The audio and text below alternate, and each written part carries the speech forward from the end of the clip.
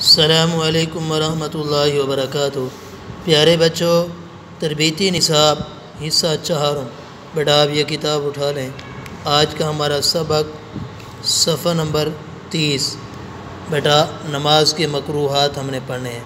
سبق نمبر 7، توجہ کریں، پہلے 3 مسئلے پڑھ رہے ہیں۔ بسم اللہ الرحمن الرحیم۔ نماز کے مکروہات۔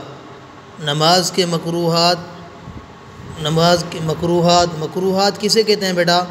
وہ چیزیں جن سے نماز کا ثواب کم ہو جاتا ہے اور گناہ ہوتا ہے، انہیں نماز کے مکروہات کہتے ہیں۔ ٹھیک ہے بیٹا، نماز کے مکروہات یہ ہیں۔ نمبر 1، دوران نماز کپڑوں کو مٹی وغیرہ سے بچانے کے لیے سمیٹنا۔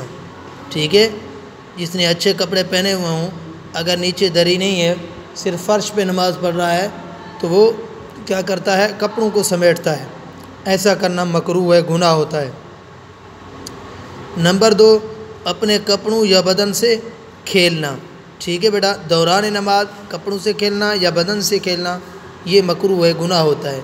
نمبر 3، سستی اور لاپرواہی کی وجہ سے ننگے سر نماز پڑھنا۔ ٹھیک ہے بیٹا، سستی اور لاپرواہی کی وجہ سے ننگے سر نماز پڑھنا یہ بھی گناہ ہے، مکروہ ہے، نماز کا ثواب کم ہوتا ہے۔